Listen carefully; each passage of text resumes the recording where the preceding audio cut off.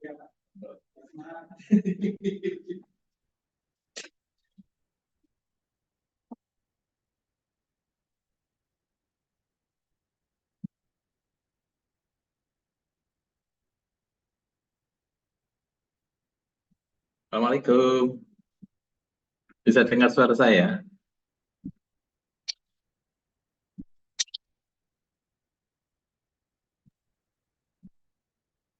Bisa, Bapak. Oke, baik. Kita mulai ya. Oh iya, sebelumnya minal aidin wal faizin, maaf lahir batin, maafkan segala kesalahan saya ya. Oke, baik. Kita akan mulai start.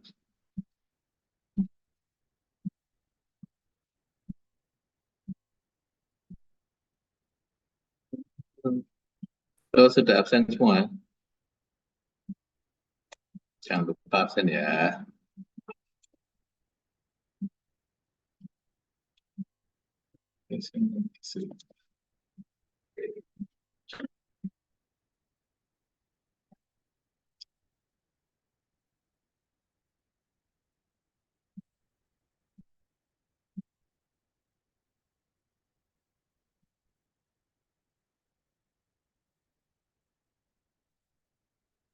Kelihatan ini?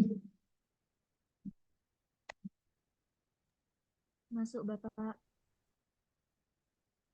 Oke, kelihatan ya. Baik,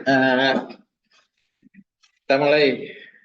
Untuk hari ini kita akan mencoba membahas hal yang lain. Dalam hal ini adalah bagian saya itu kecerdasan buatan atau AI dan juga IoT. Tapi untuk materi kali ini lebih banyak ke AI dan sedikit gambaran ke IoT, implementasinya ke IoT tapi tidak spesifik ke IoT-nya. Mungkin minggu depan. Oke, sekarang kita ini saya juduli current state penambangan data atau data mining dan informasi. Kalau kita merujuk pada perkembangan teknologi hari ini, maka teknologi yang kita lihat itu sangat jauh sudah berkembangnya dari penemuan awal komputer di tahun pembuatan komputer secara digital itu di tahun 40-an, 41 sejak ENIAC gitu. Itu sudah sangat jauh berkembang. Yang dulu hanya memproses data berupa angka ya di dalam satu komputer, kemudian hasilnya juga ditampilkan di komputer itu. Sekarang sudah jauh sekali. Tidak hanya angka datanya, tapi juga berupa teks, berupa suara, berupa video, berupa film, ya video lah film kayak gitu. Bisa juga VR, virtual reality, dan seterusnya. Dan ditambah lagi dengan internet yang bisa mendeliver atau mengirimkan data dari satu PC, dari satu komputer ke komputer lain yang jauh di ujung dunia sana. Dan bisa diakses tidak hanya oleh satu orang, tapi juga bisa diakses secara bersamaan oleh semua orang. Tinggal kita komputernya kuat apa enggak, kira-kira seperti itulah ya. Sehingga setiap orang dengan komputernya itu mampu menghasilkan atau memiliki kemampuan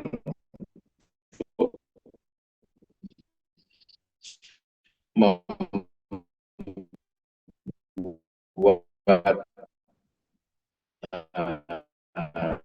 data dan penyebabnya secara cepat data menggunakan sistem digital ya, atau berbasis elektronik, kemudian juga dapat diakses kapanpun, mulai pagi jam 00 sampai nanti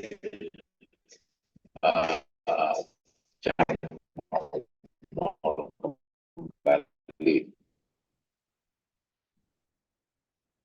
oleh siapapun. Pokoknya ini kita mencoba fokus pada itu dulu. Jadi bagaimana pemanfaatan data dan informasi di era kecerdasan buatan ini. Nah, terkait dengan data dan informasi, tadi sudah sempat saya singgung bahwa sekarang kita jadi produsen data semua. Sangat punya kesempatan lah. Kapanpun kita mau membuat data dan kapanpun kita mau menyebarkannya, kita tinggal lakukan itu. Kalau sekarang kita mau, kita ambil contohnya buka Facebook, kita ngetikkan sesuatu, kita bercerita, kemudian send gitu aja. Setelah itu selesai, semua data yang kita ketikkan tersebar di seluruh dunia. Siapapun boleh melihatnya. Atau ketika kita membuka Twitter atau X namanya sekarang, kita ketikkan sesuatu komentar, kita send. Nah, data itu akhirnya banyak banget. Setiap orang berlomba-lomba di IG-nya, di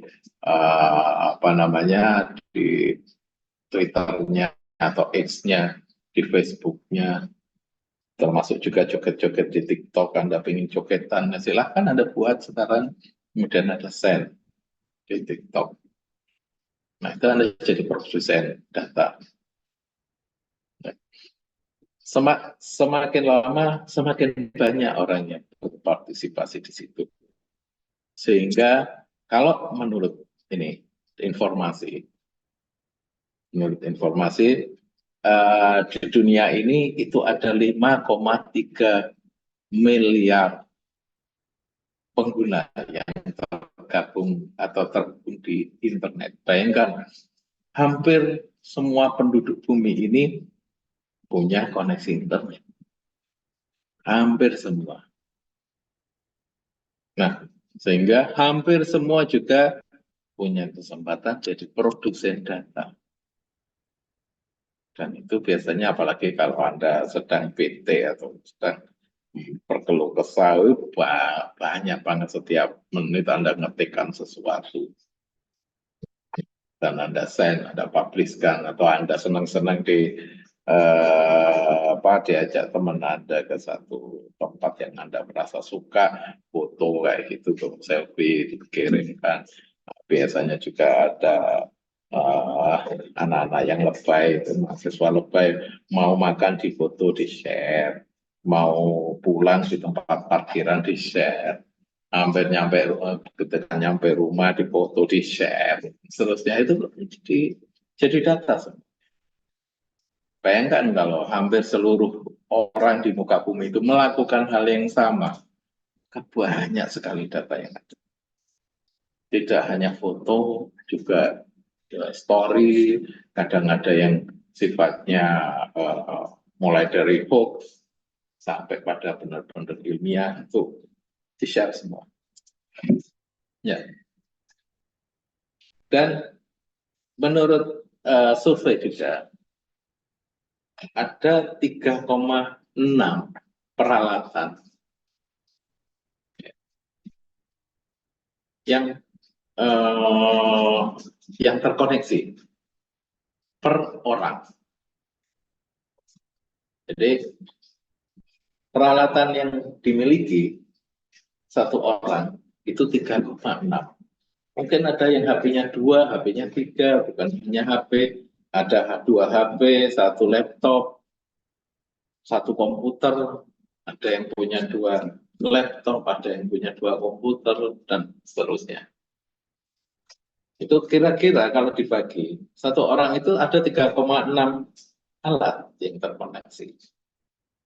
Dari 5,3 user itu, 5,3 miliar user.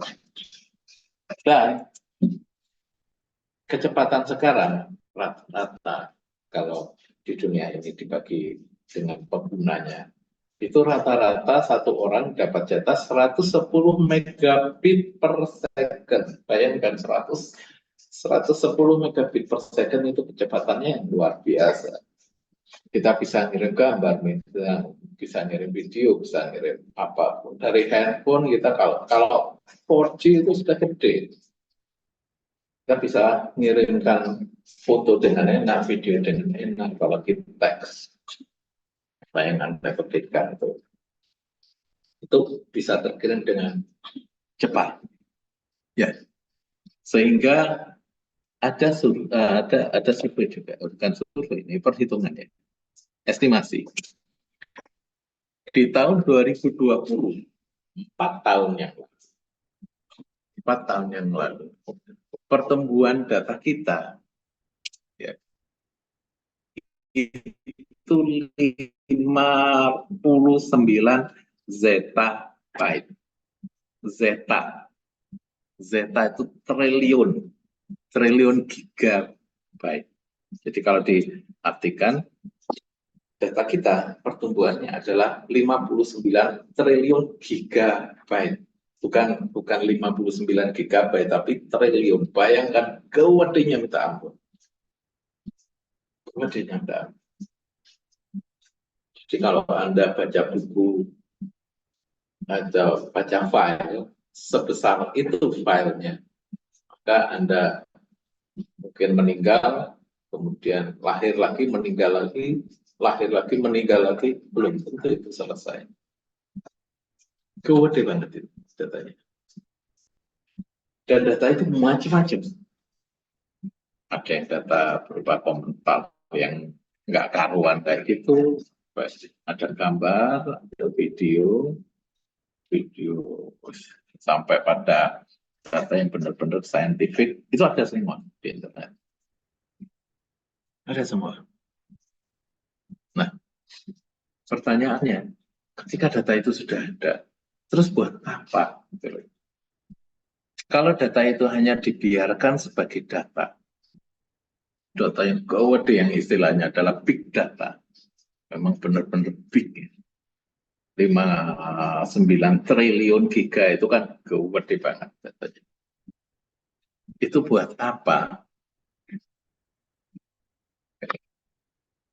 Kalau hanya dibiarkan, maka data itu nggak ada artinya. Sama seperti Anda punya uang sebanyak-banyaknya sampai tabungan, atau Anda punya 10 rekening dan ke 10-10-nya itu penuh. Anda nggak bisa nambah lagi, nggak bisa nabung lagi. Tapi itu kalau nggak dimanfaatkan, ya buat apa? Cuma sekedar angka, saya punya 10 rekening semuanya sudah penuh, terus buat apa?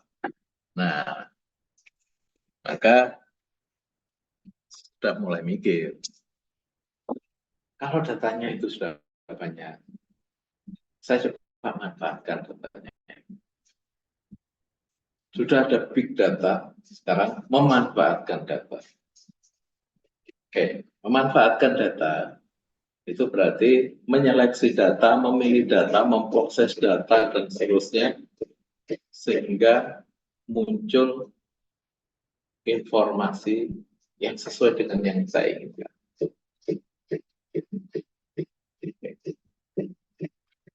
Tidak hanya informasi. Kalau informasi, data diolah jadi informasi. Tapi ada sesuatu yang lebih dari itu, dari informasi, yaitu pengetahuan. Jadi pengetahuan itu tidak hanya mengolah untuk mendapatkan hasil perkalian atau hasil summary kayak gitu. Kita menemukan satu pola di situ. Pola baru. Oh, kalau ini kayak gini, misalkan gini, ada orang di Jember, mahasiswanya, misalkan gitu, ketika sudah mau Lebaran, pulang, itu kira-kira seminggu sebelumnya itu sudah turun 50%. 5 hari sebelumnya itu sudah mulai turun jadi 30%. Kemudian sampai pada H-1 Lebaran, itu sudah nggak ada lagi mahasiswa luar kota. Nah, pola itu akan muncul kalau kita bisa melihat datanya, bisa menganalisis datanya. Bagi pedagang, pola itu akan sangat berguna. Kapan dia harus berhenti jualan? Jadi kalau awal-awal puasa, dia harus jualan sebanyak-banyaknya, dia harus pulaan sebanyak-banyaknya untuk makanan, misalkan, atau minuman. Karena mahasiswa masih full dan mereka butuh untuk ini apa untuk berbuka puasa. Dan jualnya kapan? Jualnya sore.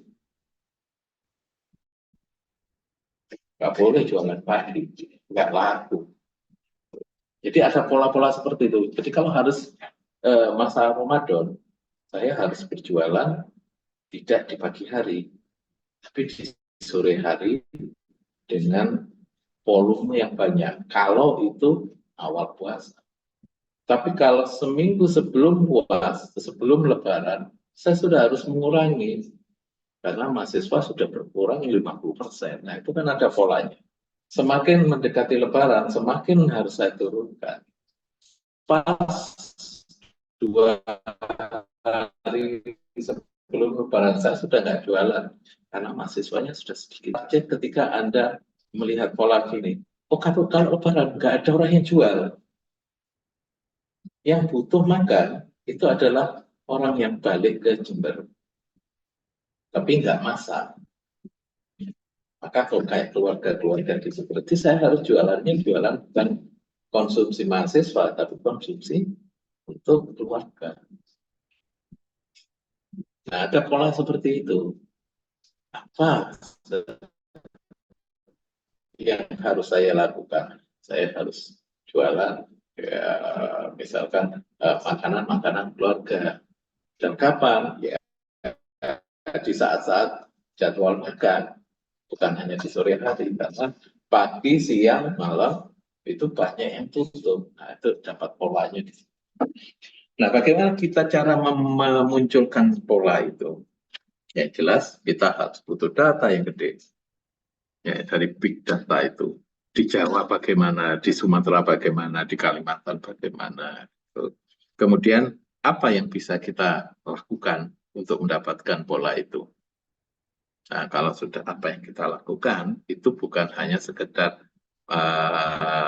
ini operasi matematika tambah kali bagi kurang dan seterusnya untuk mendapatkan apa uh, rekapitulasi, enggak, tapi jauh di luar rekapitulasi itu, yaitu pengetahuan, mendapatkan pola sehingga mendapatkan pengetahuan baru. Nah, itu bagiannya artificial intelligence atau kecerdasan buatan. Apa sih kecerdasan buatan itu? Ya, kecerdasan buatan itu sebuah bidang di komputasi, ya, di komputasi yang fokus untuk mengembangkan sistem yang dapat melakukan tugas-tugas yang memerlukan kecerdasan manusia. Seperti sekali lagi bahwa AI itu bidang, ya, yang dapat melakukan tugas-tugas yang memerlukan kecerdasan manusia. Kalau hanya summary seperti tadi, kali bagi tambah kurang kayak gitu, mungkin kita dapat resume seperti itu aja. Tapi polanya nggak ketahuan. Kita bisa melihat dengan kecerdasan manusia. Oh, itu polanya kayak gini loh. Jadi semakin dekat Lebaran itu semakin sedikit mahasiswanya. Tapi pas Lebaran itu meskipun nggak ada mahasiswa, itu ada keluarga-keluarga yang datang, ya, yang pulang kampung, dan biasanya mereka nggak masak. Berarti kalau saya mau jualan full, apakah boleh saya jualan full mulai puasa sampai Lebaran, setelah Lebaran? Boleh. Cuman konsumennya beda. Ketika awal-awal Lebaran, konsumennya mahasiswa. Ketika sudah mulai Lebaran, konsumennya adalah orang-orang yang pulang kampung. Masakannya beda. Itu kira-kira. Ya, jadi kita harus bisa menirukan kecerdasan manusia itu. Artificial itu buatan, intelijen itu ya kecerdasan buatan. Pertama kali bidang ini dikenalkan di tahun 50-an. Ya. Awalnya adalah menyelesaikan tugas-tugas yang sudah diatur, sudah ada rule-nya, ada aturannya. Jadi artificial intelligence awalnya itu adalah rule based. Kalau seperti ini maka ini, kalau seperti ini maka ini, kalau seperti ini maka ini, dan seterusnya. Tapi lama-lama itu tidak cukup. Kenapa? Karena rule-nya terlalu panjang dan nggak mungkin. Sehingga kita beralih ke pendekatan lain, pendekatannya statistik. Oke, dengan statistik, maka kalau ini cenderungnya kayak apa? Oh, itu cenderungnya kayak, kalau A cenderungnya maka ini, kalau B cenderungnya maka itu. Dilihat statistiknya. Lama-lama itu juga tidak cukup juga. Akhirnya dikembangkan pendekatan lain dengan neural network. Neural network aja yang beberapa layer tidak cukup juga, dikembangkan deep learning dan seterusnya. Oke, itu ya. Nah, sehingga sekarang karena sangat kompleks, jadi tidak hanya menggunakan rule base, sudah tidak mungkin itu. Bahkan yang statistik sudah ada beberapa bagian, ada beberapa case yang tidak mungkin diselesaikan secara statistik karena mungkin errornya akan gede. Errornya akan gede sehingga pendekatannya sudah pendekatan neural network yang advance, yaitu namanya deep learning. Jadi deep learning. Deep learning ini sebuah teknik pembelajaran mesin, jadi teknik mesin learning. Jadi mesinnya belajar dari mana dia pinter, ya dari data itu, dari big data itu. Jadi semua data itu diamati, oh kira-kira kayak gini loh polanya. Nah itu mesin yang belajar. Jadi deep learning ada teknik pembelajaran mesin yang memungkinkan sistem AI untuk belajar memahami pola dalam data yang sangat besar dan kompleks. Nah itu, kalau mesin learning biasa yang berbasis pada statistik, itu memahami pola juga, tapi datanya tidak sekompleks dan sebesar deep learning. Itu kira-kira perbedaannya. Jadi kalau mesin learning yang bukan deep learning, itu kira-kira seperti ini. Kalau di dalam implementasinya mesin learning, kita harus mengekstrak fiturnya terlebih dahulu. Misalkan ini adalah mobil, datanya adalah image. Ini mobil apa bukan? Kita ekstrak fitur-fiturnya. Oh ini ada rodanya, ini warnanya kayak gini, bentuknya kayak gini. Kemudian masuk pada klasifikasinya. Keluarnya, oh ya ini car atau bukan car, atau mobil atau bukan mobil. Tapi ketika ini sudah kompleks, fiturnya sudah kompleks, ini mumet juga ekstraksi fitur itu. Harus ada pendekatan lain, yaitu deep learning. Datanya harus lebih besar. Dan ini jauh lebih kompleks, lebih detail. Sehingga fitur yang diekstraksi ini sudah mulai tidak memungkinkan lagi kita mengekstraksi fitur itu. Nah, deep learning inilah yang tugasnya mengekstraksi dan melakukan klasifikasi. Ini gambar apa? Oh, itu mobil. Kira-kira gitu. Dan ini tidak hanya di image, tapi juga di teks, di suara, di video, di gerak, atau motion, kayak gitu. Jadi inputnya ini bisa macam-macam. Motion misalkan, oh ternyata dia mau lari. Ketika dia bergerak sesuatu, oh dia mau duduk. Oh, dia mau berdiri. Gitu. Itu motion. Kalau gambar kan gampang. Oh, ini mobil, ini jerapah, ini kuda, ini gajah, dan seterusnya. Atau kalau teks, oh ini dia nulis kalimat ini, misalkan setuju. Oh, ini tidak setuju. Oh, ini dia ngomong masalah pilpres. Oh, ini ngomong masalah ekonomi. Ini ngomong masalah kesehatan. Nah, itu gitu. Kalau teks. Kalau suara, oh ini lagu dangdut, oh ini lagu rock, oh ini lagu macam-macam. Atau dari teks, atau dari suara, dibikinkan dokumen teksnya. Kita ngomong, terus ditangkap suaranya, diterjemahkan jadi kalimat. So, ya. Jadi macam-macam. Sampai pada eh, apa itu motion, eh,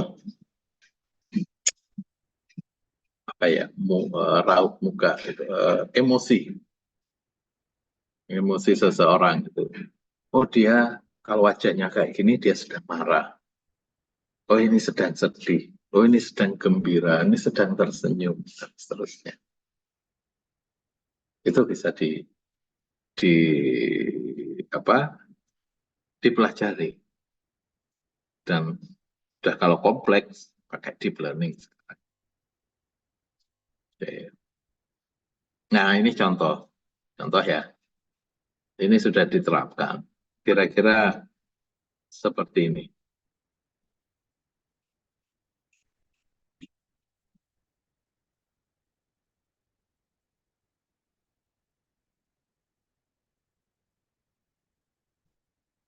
Nah, lihat.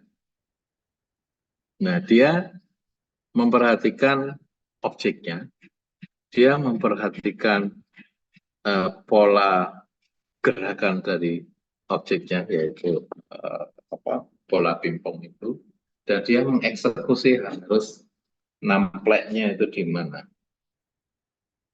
dan dia harus bergerak kemana. Gitu. Semuanya dihitung, semuanya dikalkulasi dengan pendekatan kecerdasan manusia. Saya harus ngapain, saya harus ngapain. Kalau itu menggunakan rule base, Anda bayangkan bagaimana rule yang harus ditulis itu. Menggunakan if berapa miliar if di situ. Dan itu nggak mungkin. Oke, gitu ya. Teruskan. Uh, Di artificial intelligence tadi sudah saya singgung tentang dokumennya. Bagaimana kalau inputnya adalah teks? Nah, kalau teks ini pendekatannya adalah pakai NLP. Ada namanya NLP, Natural Language Processing. Pemrosesan bahasa alami. Apa bahasa alami itu? Bahasa alami itu bahasa yang digunakan oleh manusia. Yang kita ngomong ini pakai bahasa alami. Bahasa Indonesia, bahasa Inggris, bahasa Jawa, bahasa Madura, itu bahasa alami. Ya, bagaimana bahasa alami, datanya adalah bahasa alami, tapi bisa diproses. Nah, mungkin Anda pernah pakai ChatGPT. Nah, ChatGPT itu Anda tanya pakai bahasa alami. Nggak tanya pakai A sama dengan 5, B sama dengan 6, C sama dengan A kalikan B. Nggak seperti itu. Jadi Anda cuman ngetik dengan bahasa, misalkan A bernilai 6, B bernilai 3, berapa nilai A kali B, itu akan bisa dijawab. Dia akan tahu bahwa yang dimaksud adalah perkalian antara nilai A dengan nilai B. Nah, bagaimana itu bisa dipahami? Dengan NLP. Jadi NLP ini adalah cabang AI yang memungkinkan sistem memahami, memproses, dan menghasilkan bahasa manusia. Coba buatkan puisi. Nah, itu dia tahu apa yang kita minta. Dan dia juga akan membuat atau memberikan output apa namanya, ya luaran dalam bahasa yang kita inginkan. Nah, itu pakai NLP. Sehingga itu pula yang mendasari bahwa kita itu bisa berkomunikasi dengan mesin. Jadi mesin, ketika kita ngomong, mesin itu tahu apa maksud dari omongan kita. Carikan gambar jerapah, kan dia tahu, dia akan melaksanakan apa yang kita omongkan. Jadi dari human itu mesin, atau dari mesin, ketika mesin itu sudah memproses, dia juga bisa ngomong ke kita dengan bahasa alami juga, atau dari mesin ke mesin, itu juga bisa. Gitu. Oke. Contoh, ini Google Translate, kita ngomong dalam bahasa Indonesia, diterjemahkan dalam bahasa Inggris. Dalam bahasa Inggris, ya, atau dalam bahasa lain. Atau OpenAI ini yang sudah saya singgung barusan, kita nanya sesuatu. Atau kayak gini, nih, nih. Jadi kita tanya ke robot, ke ini robot yang sudah ditanami artificial intelligence. Dia mendengarkan apa yang kita ucapkan, kemudian memahami apa yang kita ucapkan, dan dia menghasilkan output berupa informasi yang akan diterjemahkan atau diterjemahkan, diberikan dalam suara juga.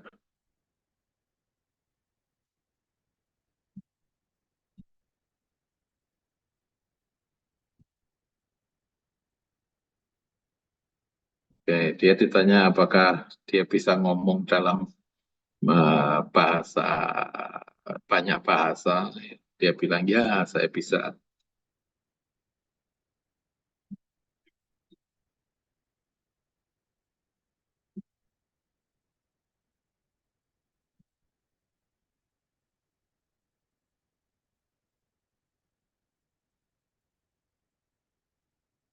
Ini dalam bahasa Jepang, dia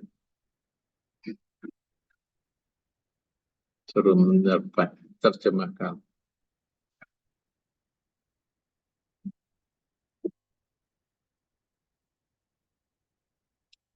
Lalu dalam bahasa Jerman.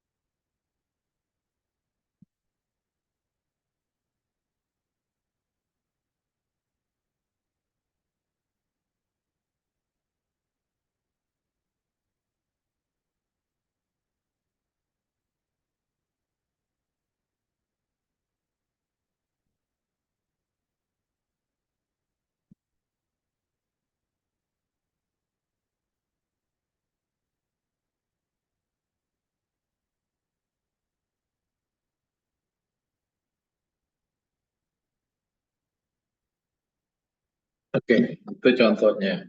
Artificial intelligence yang ditanamkan di robot, dia memahami perkataan kita. Dan dia juga bisa memberikan jawaban dengan natural language juga atau bahasa alami juga. Dari mana dia tahu? Dari big data. Jadi robot ini itu mempelajari data yang sudah ada. Jadi nggak hanya satu, banyak data. Dia ditanya weathernya di mana tadi Inggris bagaimana, dengan bahasa dengan aksen Amerika seperti apa, gitu. Jadi dia langsung mengakses data itu. Kira-kira seperti itu. Oke, itu NLP, Natural Language Processing. Dia bisa memahami makna dari kalimat. Di masih di artificial intelligence yang fokus ke image, itu namanya computer vision. Jadi Anda ngambil computer vision di sini, ada mata kuliahnya, Anda ambil itu. Ini adalah salah satu bagian dari AI yang memungkinkan sistem memproses dan menganalisa gambar, utamanya gambar, yang bisa dikembangkan ke video tentunya, karena video itu merupakan potongan-potongan dari gambar. Banyak gambar, kayak gitu. 1 detik bisa 30 gambar, kayak gitu. Nah, kita bisa analisis. Karena vision, karena gambar, maka dia membutuhkan alat untuk menangkap itu. Alat untuk menangkap itu, yaitu matanya. Dalam hal ini adalah kamera. Kalau ini human vision system, ini adalah matanya, kemudian data itu yang ditangkap dari mata itu dikirimkan ke otak dan kemudian diproses. Kalau di sini, di dalam computer vision, matanya itu adalah kamera. Kemudian diproses di dalam komputer. Oke. Nah, ini contohnya.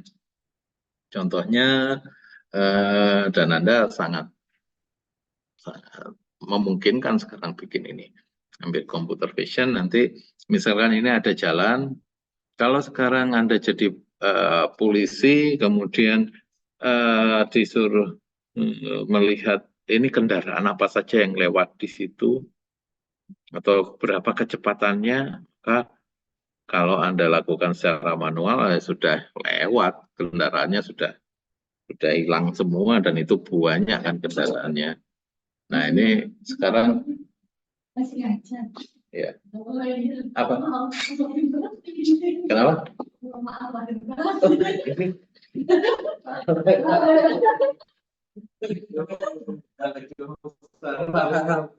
Bentar, bentar.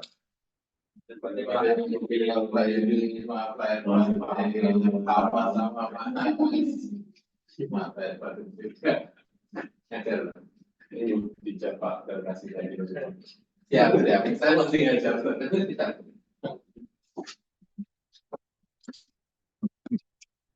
Sorry.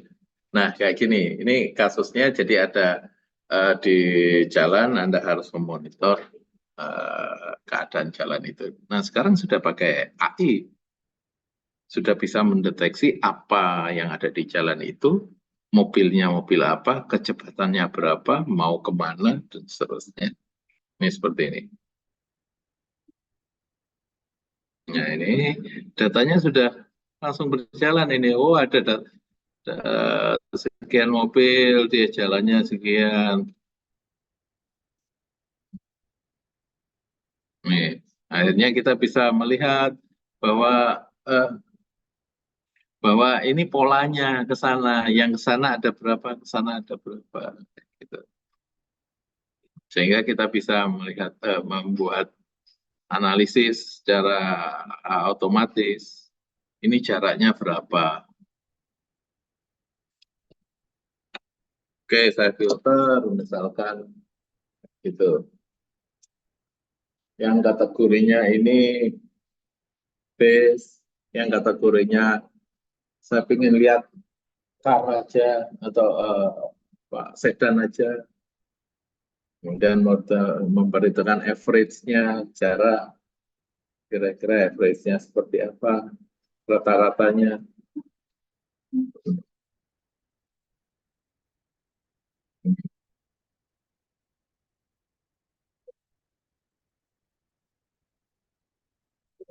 bisa melihat kecepatannya, yang kecepatannya yang ngebut mana aja, yang di daerah sini itu harusnya itu pelan, atau daerah sini itu kategori yang lewat kendaraannya apa saja, sangat mungkin. Dan ini nggak sulit sekarang, nggak sulit. Hmm. Oke, kira-kira gitu ya, itu gambarannya. Jadi mungkin skripsi Anda ya sekitar kayak gitu, sesuatu yang bagus. Oke, baik. Nah, ini yang saya ceritakan tadi, robotnya tetap Meka. Jadi dia bisa ekspresi wajah, menunjukkan ekspresi wajah, juga bisa berpikir kayak manusia. Ini agak mengerikan juga. Ini kira-kira kalau Anda paham apa yang dilontarkan, ini mengerikan ini. Ya, saya play.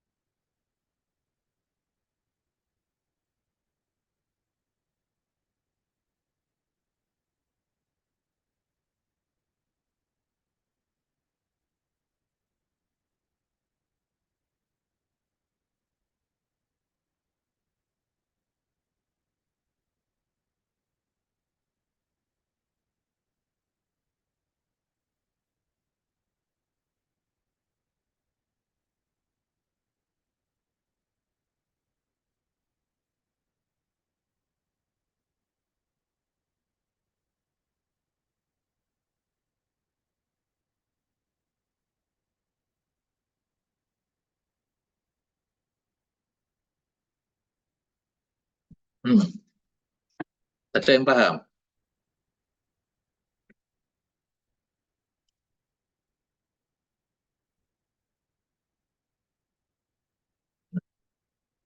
Mengerikan. AI. Kalau sudah berbentuk seperti ini, ketika dia ditanya apa namanya, apa komentar komentar si robot ini, apa pikiran robot ini. Jadi dia ditanya dia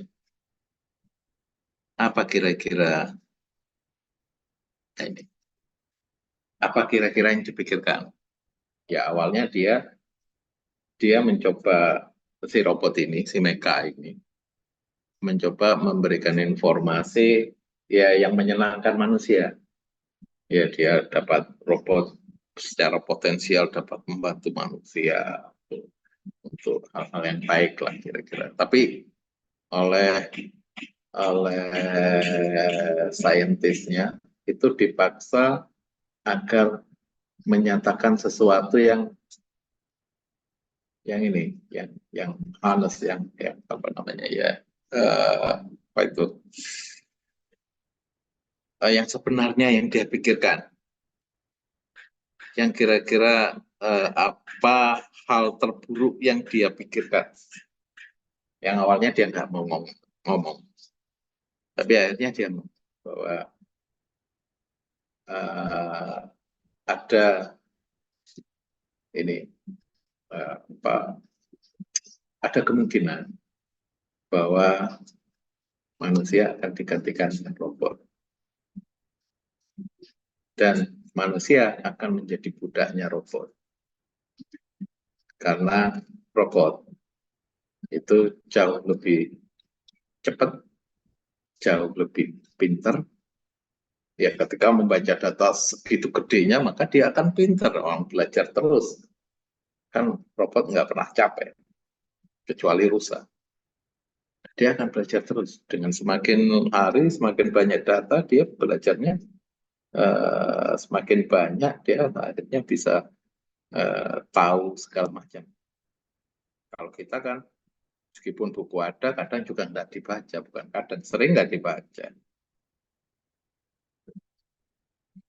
Nah, dia ngomong, ya sejujurnya bisa aja manusia itu diganti dengan robot suatu saat. Dan manusia hanya menjadi budaknya robot. Tuh.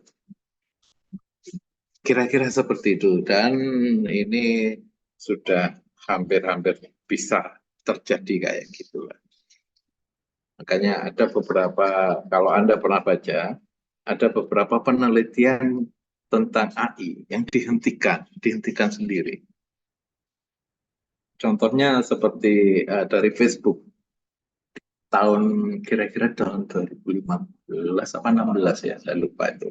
15-an mungkin, kalau nggak salah. Mereka mencoba membuat robot yang intelijen, disuruh ngobrol dengan robot lain yang intelijen, yang juga cerdas kayak gitu ya, punya jelas apa bisa belajar kayak gitu. Ketika mereka berdiskusi, awalnya dengan bahasa Inggris, sehingga kita para peneliti juga tahu apa yang mereka omongkan. Lama-lama mereka nggak pakai bahasa Inggris, mereka bikin bahasa sendiri yang hanya tahu robot atau robot. Saintisnya bingung ini ngomong apa ini. Yang ngerasani mungkin kita nggak tahu apa yang mereka omongkan. Bisa aja mereka ngomong masalah gimana ini untuk menguasai dunia dan seterusnya. Dan itu memang terjadi, akhirnya dihentikan. Gitu. Dihentikan. Dan itu kekuatan artificial intelligence itu ada di situ. Karena dia sudah punya kemampuan berpikir seperti manusia, dengan prosesor yang tinggi dan banyak banget prosesornya, dia jauh lebih cepat dari manusia. Tidak ada, selama ada power dia bisa hidup terus, selama ada jaringan dia bisa ngambil data sebanyak-banyaknya dan seterusnya. Tuh. Kira-kira teknologi itu berkembang sejauh. Jadi yang sekarang itu yang masih perdebatan itu, apakah robot itu punya kesadaran seperti manusia atau tidak? Apakah dia itu sadar, punya keinginan seperti manusia, ya, jadi sadar seperti manusia atau enggak? Jadi bukan sekedar di program, saya harus ini, saya harus itu, enggak. Dia punya inisiatif, apakah ada seperti itu? Itu masih perdebatan kayak yang barusan itu. Oke, saya teruskan ya. Uh, jadi AI di dalam robotika itu memungkinkan pengembangan robot itu dapat belajar beradaptasi dan berinteraksi. Sekali lagi ada tiga itu. Belajar terus, kemudian beradaptasi, kemudian berinteraksi.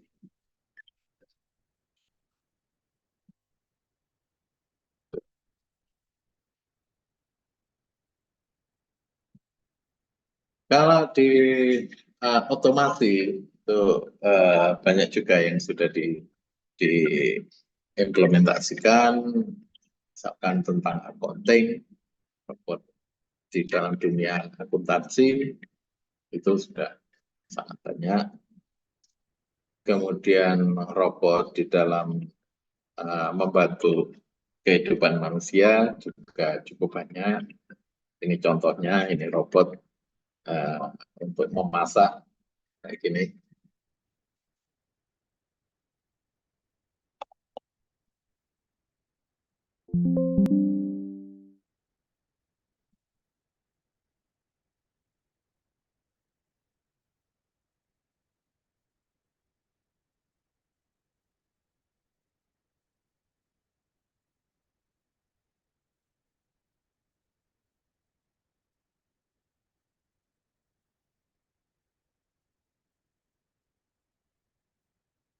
Hmm, betul. Oke. Jadi banyak sekali kemampuan-kemampuan manusia yang sudah ditanamkan di robot. Di dalam kesehatan juga seperti itu. Jadi alat penting bagi kesehatan sekarang banyak sekali untuk mendeteksi sesuatu, mendiagnosis suatu penyakit. Dan itu sudah cukup akurat sekarang. Oh ini kena cancer stadium berapa gitu. Dan kakak-kakak kelas Anda sudah banyak skripsinya seperti itu. Mungkin Anda bisa. Misalkan di pertanian, pertanian ini yang cukup banyak.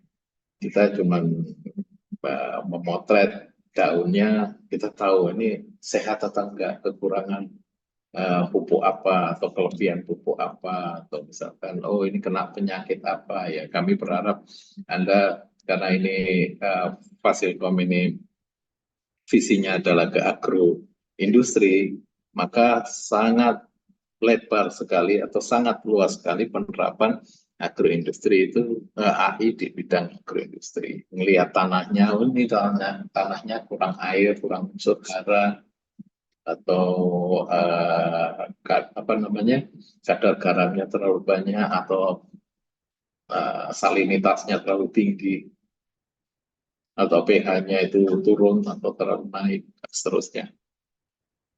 Nah itu sangat memungkinkan seperti itu. Ya. Nah, di bidang kesehatan kalau kita lihat itu pertumbuhannya luar biasa, artificial intelligence itu, dan duitnya gede banget. Jadi kalau Anda mau nyemplung ke ini bidang artificial intelligence, Anda akan mendapatkan cuan yang cukup banyak. Ini artificial intelligence di dunia kedokteran, kita coba ya. Coba.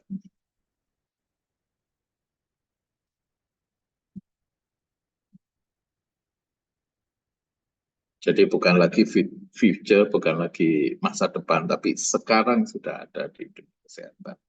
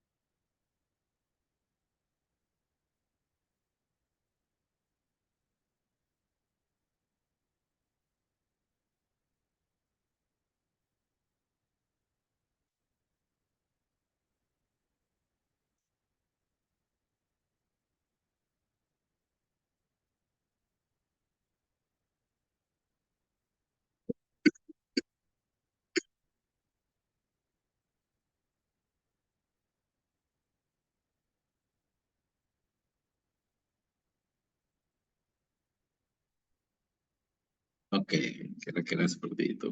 Itu sudah terimplementasi bagaimana artificial intelligence di dalam dunia kedokteran.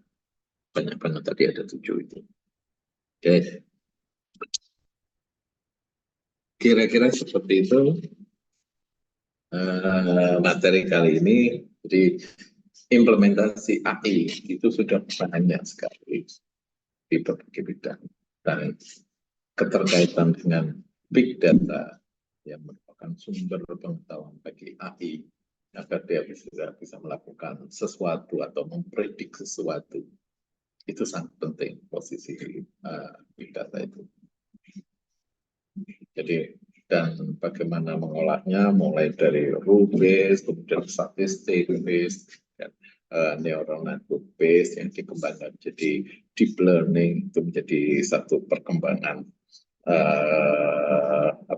dunia kecerdasan buatan. Dan itu datanya bisa macam-macam.